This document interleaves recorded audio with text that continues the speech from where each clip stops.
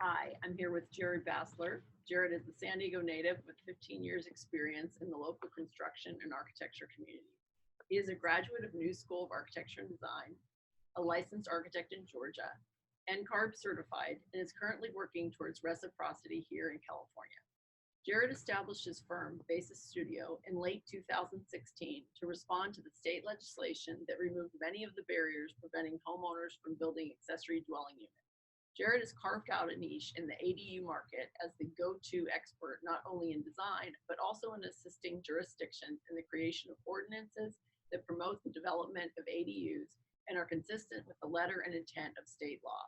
Since the beginning of 2017, Basis Studio has assisted over 1,800 homeowners interested in building ADUs. Jared has ADU projects in the office currently, 27 ADU projects in the office currently, and was awarded the 2018 Young Architect of the Year Award, YAYA, by AIA San Diego for his work on ADU policy and advocacy. And he's the 2019 recipient of the 50 Top Influential Business Leaders by San Diego Daily Transcript. Hi, Jared. How are you? Good. So Jared has agreed to do this interview with me. We went to this blog post is going to be about the Marvin Tour, and Jared and I went to the Marvin Tour in Warroad, Minnesota. But we're just going to talk. I'm still just going to write. I'm still just going to ask him the questions. But anyway, what are your first recollections of experiencing architecture? So the first time anything ever stood out to me in a way that caught my eye was I was already working in the construction industry. I was working for Sunshine Supply, which is a waterproofing supply company here in San Diego. Mm-hmm. And I was delivering some low-grade waterproofing to one of Norm Applebaum's projects, a house that he had designed, and we were doing some work on one of the ponds out there. And I remember it was the first time I actually, noticed what was going on around me and how it was different than everything else. Uh-huh.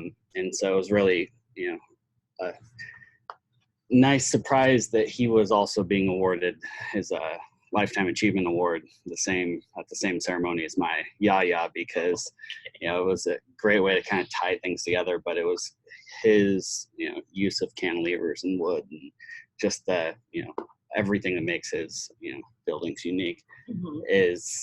was just kind of opened my eyes to what you could do on not necessarily commercial mm-hmm. building, but just, the opportunities that architecture provided for, different types of environments. Yeah. What are 3 classic buildings that you like and why? The first one is, there's a brutalist. Yeah, it's a rainier. Remember that. There's a brutalist tower up in Seattle that, again, it was one of those that the first time I kind of noticed brutalism in architecture was going through Seattle and the Rainier Tower. Just a beautiful building in and of itself, but just the weight of the overall building. It's one of those buildings that you can't help but feel things when you're near it. Mm-hmm. I mean, it looks like it's going to fall over on you. And that whole idea of like experiential architecture is what I, really enjoy when it's done well. Stuff, obviously didn't have many things built, but Levius Woods and, a lot of what he did, and, RCR Architects, mm-hmm. Out of Spain. Mm-hmm. They have a couple of projects that are just really interesting uses of materials and light in ways that create different experiences than, is typical in kinds of spaces that they create. So, But yeah, I mean, there's plenty of buildings out there that catch my eye for different reasons, but those are kind of a few that are that stand out to me long term. Yeah. So Yeah. You go from Yamasaki to Levius Woods. yeah. Yeah. That pretty much covers the range of architectural style. Yeah. Completely different, but it's just Yeah. it's an experience. It's not just a building. Yeah, I went to the Levius Woods exhibit at the MoMA in San Francisco. Did you go to that? No. Yeah, that was. I think it was a few years ago, but that was real. I mean, they had all the drawings. A lot of the drawings there, and some of the models. And I ran into Michael Falonis, who was one of the professors at Cal Poly, and I had one class, not a studio class, it was a special topics class. So what do you like about being an architect? So obviously in Georgia, but this is yes. This is an international blog, so I don't have to stay specific to California with it. Beautiful thing about being an architect somewhere is that you're an architect somewhere. Yeah. No, I enjoy helping. So I work strictly in residential. I knew very early on in my architecture education that I did not want to do commercial. Mm-hmm. I call it the corporate phallus. Designing something for a board of directors that instead of the end user, I'd much rather have my client be the person that's going to use the space than my client being someone who's going to employ people who use the space. It's just a completely different type of end product that you come up with. Yeah.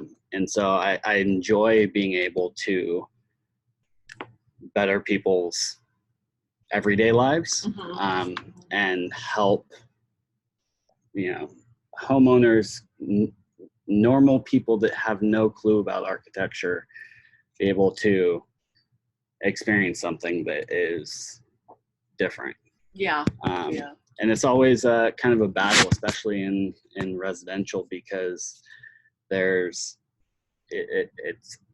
a fight to get clients that are willing to not settle for mediocrity. Yeah. A lot of times, clients just want something similar to what's already there. And, working in backyards and building ADUs, designing ADUs, it's a constant, tension between pushing for something that could be a lot better than what's there, or mm-hmm. fitting in and, hiding it from the neighbors, that kind of thing. So, I just enjoy being able to work with the people that are actually utilizing the spaces that I'm designing, rather than a corporate board. That's kind of a good explanation, because I hear from so many people, it's when I talk to other architects, and then they're like, oh my God, I don't know how you can do custom residential, or like how, and it's just so, right, because like sometime in the architect's step ladder or something, right? Like like residential is at the bottom or something, and then you've got the one at the top is designing airports or something like that. And I would say, but the connection, I mean, you have a more intimate relationship with your client than but as far as it being explained, as far as that somebody else is creating this architecture that that somebody else is going to be working for them, and it totally gives a different philosophy than creating space for that person. Well, especially like a really good example is the Sony building in Penskitos up in Rancho Bernardo area. Mm-hmm. That's the high rise that sits up on a hill, and as you're coming out of Ramona, driving out of Ramona down the hill, you can see it from like 15 miles away. And it's like, that's the corporate phallus. Yeah. It's just like, there's no need for that type of architecture where it's designed specifically for, the image, framing that perfect view of this object rather than, you know, the spaces that are within. Mhm. And so, you know, working with homeowners is fun for me because it helps me continually work on my presentation skills in a way that I can explain my design theory and design intent in their project. And I don't have to convince, you know, 8 out of 15 board members. I Yeah. have to convince one person. Yeah. And so it allows for a better dialogue, and allows for me to, you know, continue to develop my design style and my, you know, Mhm. yeah. Yeah, that's a good explanation for it. I mean, it's funny. I met with this couple the other day, and I said, "Do you want, you know, do you want the house, because they kind of live over by me, and do you want the house to, you know, to look like, you know, do you want the addition to look like your house, Yeah. or do you want it?" And her response was, I don't want people to hate me. I just thought that was, I thought that was so funny, because Yeah. I can't imagine that people in the neighborhood would hate them because they were going to do something different. I mean, I kind of see one of the reasons why we bought the house that we did was because we didn't really like it. You know, if Yeah. it had been like a cute little craftsman, we would have said like, oh my gosh, you know, we wouldn't want to do anything to this Yeah. craftsman because it's so cute, Yeah. you know. But ours is just so like, it's just such a generic ranch burger that, Okay. you know, that we don't feel like, you know, we didn't feel like, oh, okay, to do anything. But of course, now I'm adding on to the back, and it pretty much does look like the rest of the house. But that's really, that's because of the budget. Not really. Yeah. It doesn't have anything to do with the fact that you know, and just the necessity of like adding on in a hurry to accommodate, you know, other needs that we have. But yeah, I would. It was an interesting. I don't want my neighbors to hate me. Yeah. You know? And but we get that a lot, and so Mhm. it's a kind of walking that line between, you know, between giving them what they're asking for and giving them what they need. Mhm. And so it's, you know, it's always interesting working with new clients and helping them understand that we're all on the same team, and I'm trying to give you what's going to be best for you. Yeah. Yeah. But you know, it's a I don't know, I enjoy working with people that are going to use what I'm designing. Mhm. So Yeah. Um, what would you like to say about the future of architecture? we're all screwed. No. I don't know. I think we're at a kind of weird crossroads where we have a lot of opportunity, but without making some pretty drastic changes to the way we design and build things, we won't be able to have the impact that we could. Mhm. You know, thinking about the type of work that I do, you know, obviously we need more housing than we can produce, Mhm. and we need more housing than we can stick build. Yeah. And so we need to have, you know, that we need to make the strides as an industry to make prefab more accessible, but with good design. Yeah. And Yeah. you know, there's certain people doing that, but I feel like architecture is not the best open source community. Mhm. And so, you know, trying to continue doing what we're doing, and, you know, building more housing while also learning new things is obviously it's a challenge. And, you know, we know what we know, Yeah. and that's what we're good at. But in order to be able to, you know, take this next level, we have to continue to evolve how we're providing what we're providing. And, you know, before Google and Amazon take over and just decide to cut everybody out. I know. Yeah. Yeah. I mean, obviously, right. It's like, I kind of see it as this thing, right, where you know, artists and architects move into an area that is, you know, kind of, you know, beat up, you know, run down or something, and then we make it, you know, what it is, and then, you know, other people come, you know, we increase the property value, and then we basically we outprice we price ourselves out of the market for being able to live in that area that we created. And I kind of feel like you know, right, like so we're, you know, we're kind of the idea generators, and then somebody kind of comes in and you know, kind of follows that lead. And yeah, you know, realistically, for the, you know, architecture needs to evolve the way that we get paid, the way that we, you know, do projects. yeah, Ultimately, there's, you know, doing one-off projects isn't going to suffice for, you know, long-term sustainability of our, you know, housing market. And so, you know, figuring out ways to, you know, do things differently and speed things up while also keeping the quality is important.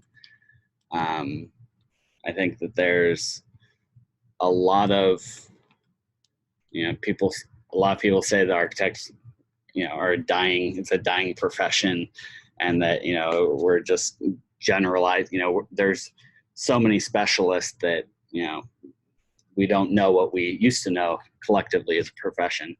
I think that that's kind of overblown, and it's yeah. But at the same time, we need to be cognizant of what, you know, the public thinks of us, and so, you know, trying to remind people of the expertise that we do bring, you know, is key to helping us establish that moving forward. Yeah. And I mean, I think we can't know everything about everything, but there is so much more to know than what architects had to know 50 to 100 years ago. I mean, the profession has changed that way, and we can't know everything about everything, but we can know where to go to get certain information. And I think that, you know, when people go ask, right, I mean, you've had clients like ask, like, oh, do you know about such and such, you know, and I said, well, what is that? Oh, you don't know what that is? And meanwhile, it ends up being like one color of one type of solid surfacing, right? And it's like, well, no, we don't know every single color. There's like, you know, there's a million of colors. We don't know every single color. Like, do we know about that product? Yes, we know that product. Maybe we don't know that color, but, you know, it's like, we don't get, you know, unless we're using that color, but that doesn't mean that we don't know about solid surface, or we don't know about many other materials. Well, and it's realistically, it's like, you know, when it comes back to like knowing what you know and excelling at that. Because, you know, I get people all the time that ask me, you know, will you do a prefab? And I'm like, no, I personally won't do that, because I don't want to charge a client for me to learn on their, you know, on their project. Like, I want to be providing my best service to that client, and by having to learn something on the fly for that project, I'm doing a disservice to myself and my client when I know something else so much better. And so but then you need to do the work on something in order to and there's certainly opportunities for that, and it's more that, you know, when you have systems and, you know, construction types that require a completely different set of thinking skills, you know, different detail, like 100% different detailing, 100% different ways of thinking about modules in space, it can dilute the end product. And so, you know, I'm not saying that we shouldn't be, you know, doing, you know, exploring all those different you know, new technologies, but we need to do it in an open source way so that everyone has access to, okay, here are the things that we have learned from going through this process, and here's the things not to do. And so it's like with our, you know, ADU coalition that we have here in San Diego, like the whole idea is we want to make everything for the industry open source so that everyone Yes. knows the tips and tricks of how to get stuff through faster and easier and avoid the pitfalls and, you know, all that kind of stuff. Because ultimately, if everybody's producing at a high level, we're building the housing we need. Yeah, yeah. And no, I mean, that's a great point. And I know, I mean, when I was on the AIA housing forum, when we were asking people to speak, I mean, there were some architects that just flat out said, like, I don't want to speak because, you know, what I have is proprietary, you know? Yeah. And I mean, you know, and this was at an architects conference. Like, I don't think that, you know, many people were like trying to, right? We were all trying to share ideas. Yeah. Right. We want to share ideas, but there are many architects that don't, you know, no, I don't want to. And actually, one of that architect, I actually went to see one of their projects, and I was like, really, is this one of the projects that he was thinking was proprietary? Because I don't think it's really that novel of a concept. But, Yeah. you know.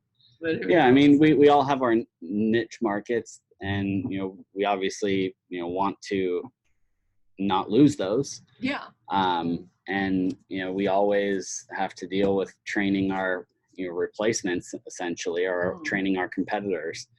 And so anytime you have, you know,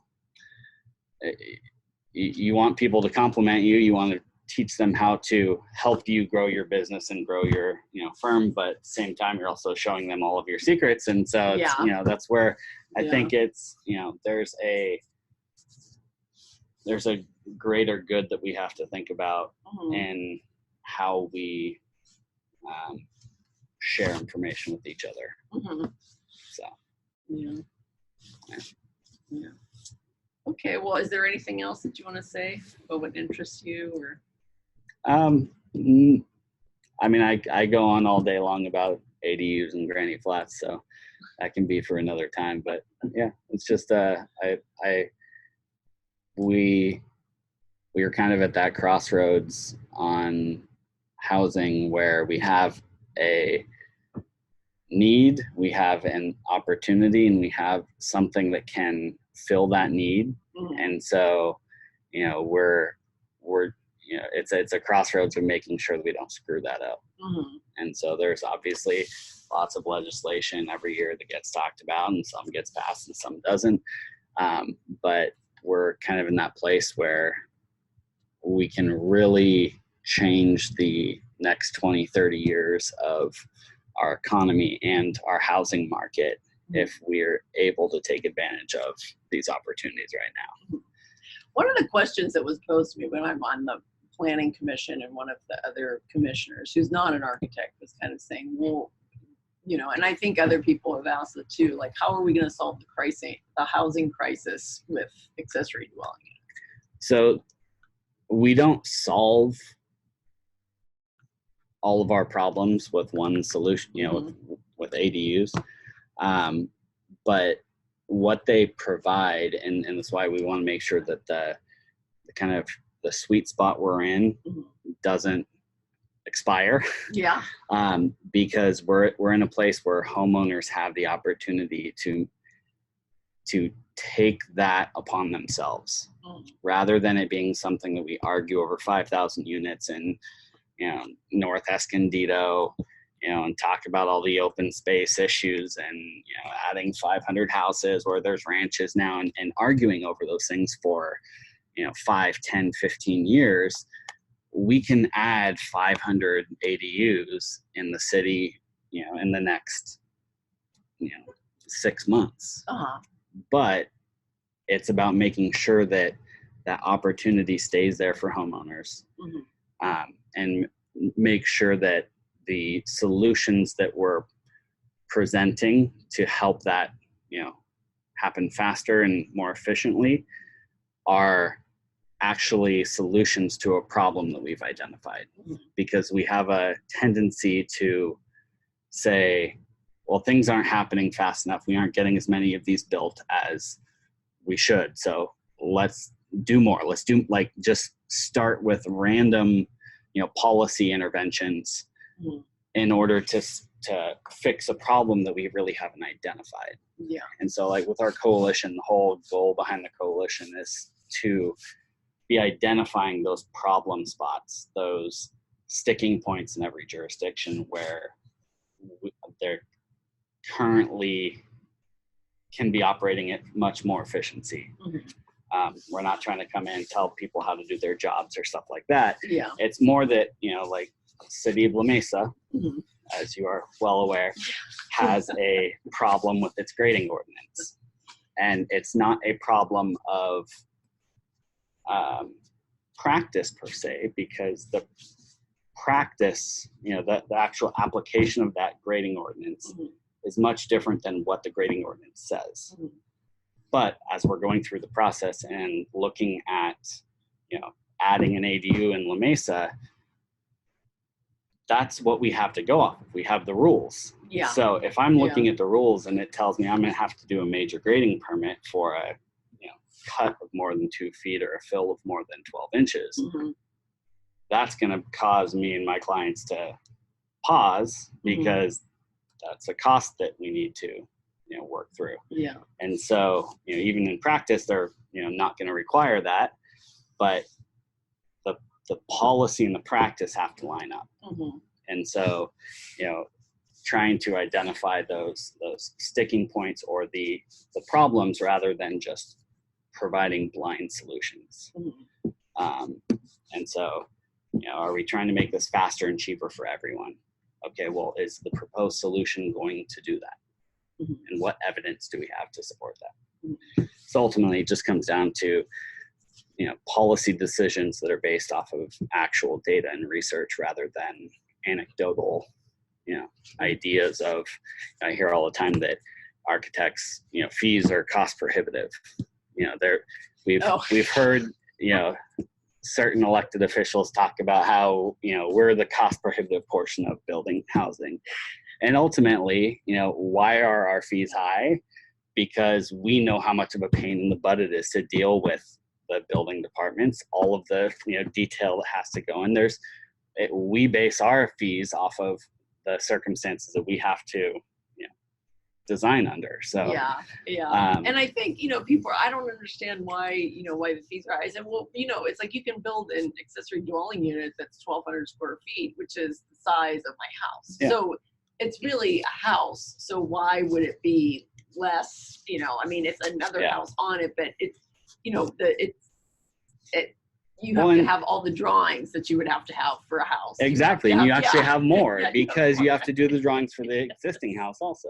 Yes, exactly. You have to have the drawings for the existing house. So we can wrap it up. Okay. Ian's about ready to walk in the Okay, door, all right. so. All right. Okay. Thank you very much, Jared. Yep. And I look forward to posting the blog. And we have links to Jared's webinar. Or not webinar, I'm sorry, website. Thank you. Thanks. Bye. Yeah.